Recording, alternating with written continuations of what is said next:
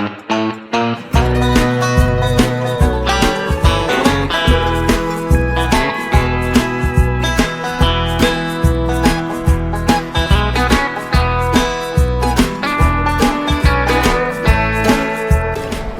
Raymond Riss of Texas Construction Association. Glad you're with us for our 25th anniversary celebration. When I started working in the legislature back in 1980 something, not as a volunteer member, Subcontractor Association, things were, I'd say, more peaceful then. It seemed like the legislature was on a more even keel. We could, a lot more willingness to compromise on some matters than today, and it took a while, but we got our issues passed, some passed then, but since the formation of the Texas Construction Association in 1998, things have really picked up, and I'm happy to say we've made some improvements to the construction laws in Texas. And we're still faced with now a more contentious legislature, I would say. It seems like the Republicans and Democrats tend to hit heads more often. The House is pointing at the Senate is pointing at the House, saying it's all your fault, and we have to deal with that to hopefully move our issues and get them passed. And it gets rough, and in this building, things get pretty tense sometimes. I mean, golly, it reaches a boiling point. I don't remember the exact year, but it was in the, I guess, early 90s. We just had a big fight over indemnity with AGC, and what happened was we just got taken to the woodshed. Basically, AGC tricked us. They scheduled a meeting with us in Dallas, and while that meeting was going on, they killed our bill in Austin. So after that, we all knew that we were outgunned and we were going to have to do something different. So we formed a committee. I was one of the committee members. We had several meetings, and we came up with this idea of an association of associations. So we pitched that to the ASAT board, and everybody kept hum-hawing around. Well, we don't know how we don't have the money. And finally, I just told them, look, man, we got to do something. You may not use this, but I said we're kind of like a little rabbit. We've already jumped up and showed our ass. Now we got to run.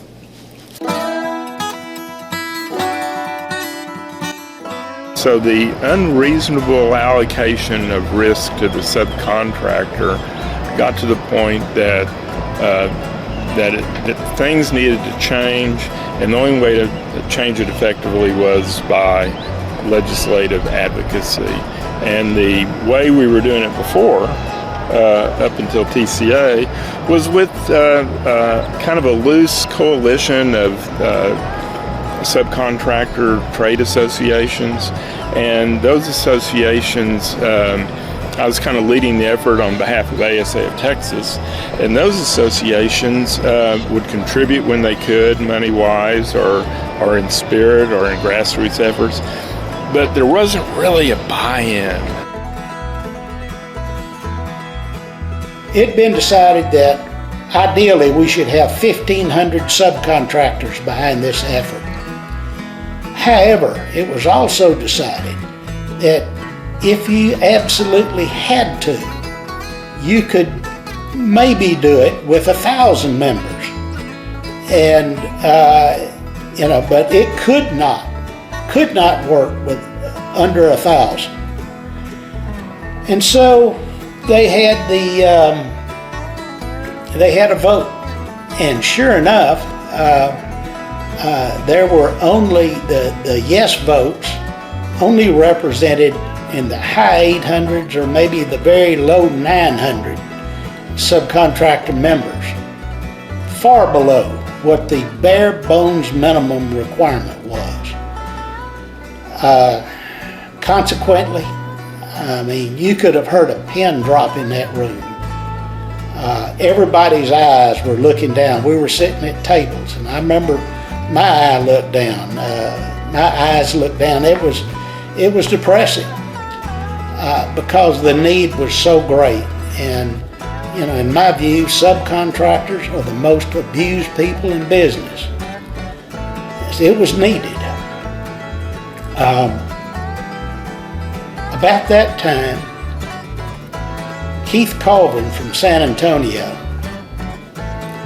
stood up, came to his feet, and if any of y'all know Keith, he is a big, broad-shouldered, tall guy, and he has a real resounding voice. It carries very far. I bet he can't even whisper. He stood up and said, sometimes a person finds themselves in a situation where he or she can make a difference. You may not ask to be there, but there you are. You have to make a choice. This is one of those times for each one of us. Are we going to tuck our tails and run and let general contractors continue to run over us in the legislature? He continued by saying, we're subcontractors. We take risks every day. It's nothing new to us. So go in the bathroom and look at yourself in the mirror. Are you up to the challenge? They took a vote and to proceed anyway with forming the Texas Construction Association. The next thing was figure out who's going to be in charge. Who can we get to run this association? Well, to me, that was a no-brainer. There was only one guy.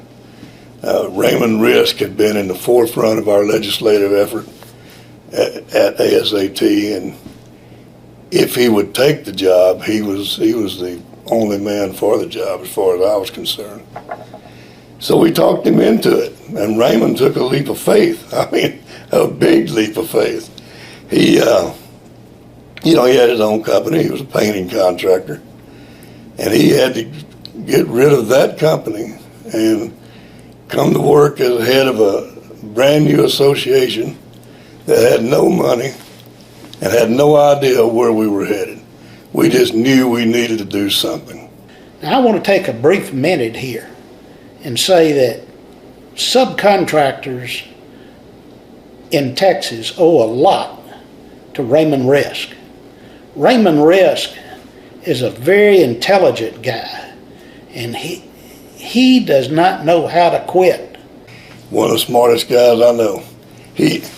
But the funny thing is, I remember when I first met Raymond, very first ASAT meeting I went to, I was at one end of the table, Raymond was at the other end, and he had on a purple jacket, and I still remember he had on Jesus sandals. And I thought to myself, where the hell did this guy come from? But of course we became great friends, and I finally started understanding where Raymond was coming from. It looked like he's wearing house shoes all the time. He had some of the ugliest shoes I've ever seen in my life.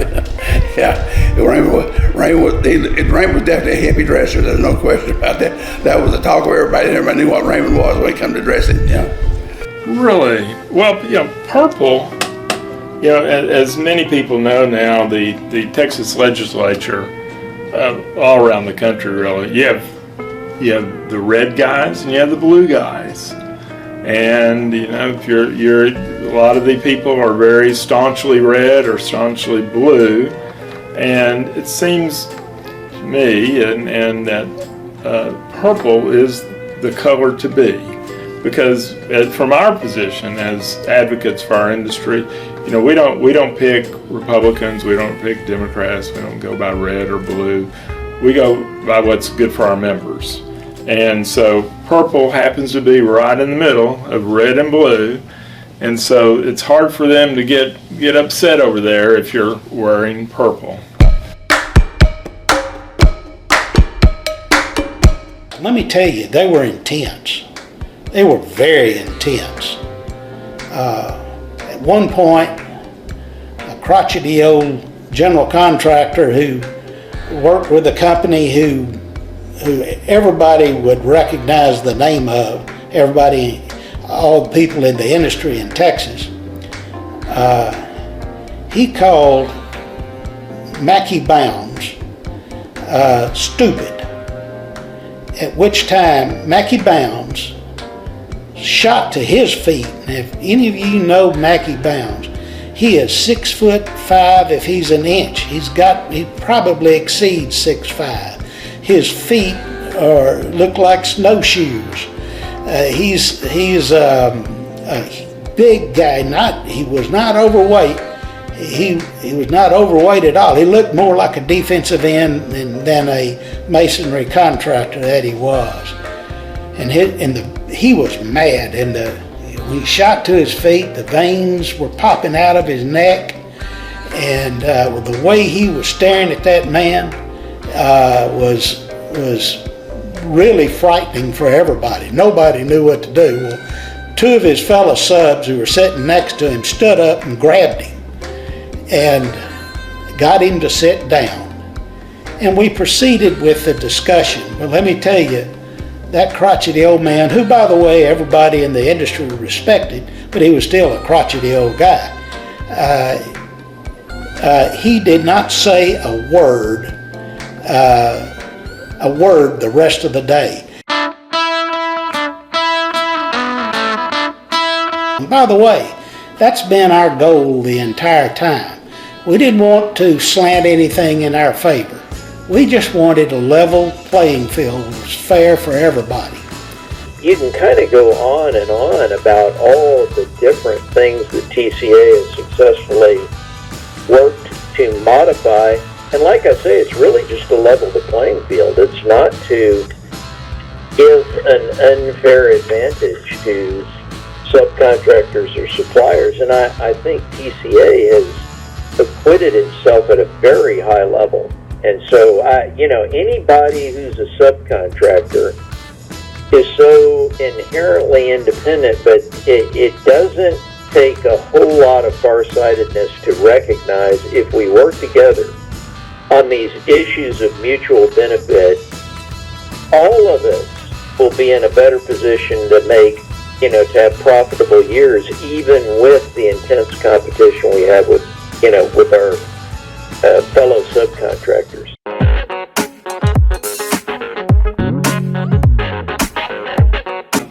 I must say that we've had some outstanding women members of TCA who've been true leaders in our profession, and they've made a difference, a big difference. We've had, Jo Ray Wagner in the Valley, who became a national president of her organization. We have Carmen Artry, currently serving on our board of directors, mechanical contractor in Dallas. Darlene East, she was the president of her national association. We have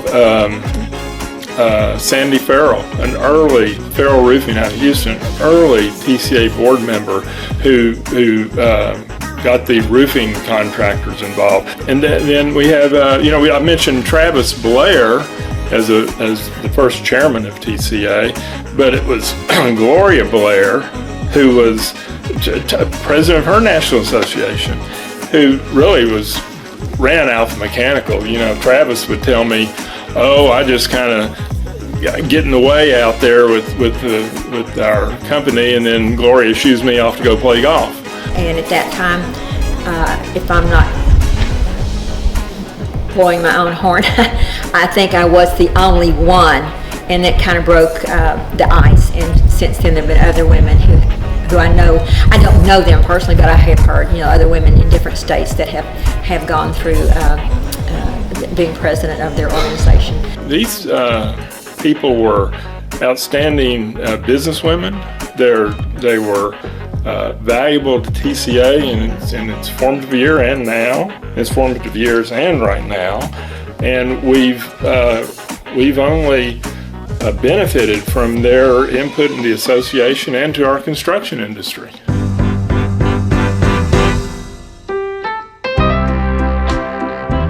I think one of the biggest things, other than our legislative effort, is the workers' comp program. TCA has an excellent workers' comp program. It's helped many of our contractors that might not have even, been able to get workers' comp, or at least not at a reasonable price. But it's been a really good thing for the association and for the association's members. I'm hopeful that the legislature understands now the role that subcontractors, suppliers have in the construction industry. I mean, it's profound. It's significant. It is not just a little passive thing. It's huge. I mean, we're the guys that build the buildings. You have to make them realize that it's not just the money, it's the talent. It's the education that went into that. And all that comes from the contractors and getting together. Like Raymond has really done a really good job over the years of doing that.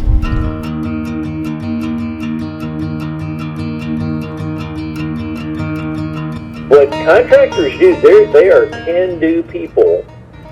I truly believe if a request for proposal was put out for a bridge to the moon, you would have serious questions coming in about, okay, when we exit the stratosphere, can we use such and such materials or equal? And, it's like there's nothing they're not willing to try to tackle. So they're an amazing group. And what we are is, we are a group that supports them in a very important way on the side. The construction community is just one of the greatest groups of people in the world. And yeah, I'm proud of what I've accomplished through our business and through the support of TCA. I tell you what, being a construction subcontractor is not easy. And anybody who thinks it is fooling themselves. But with the help and support of organizations like TCA, we can survive and we can thrive. And I'm really looking forward to seeing what's going to happen in the next 10 to 15 years.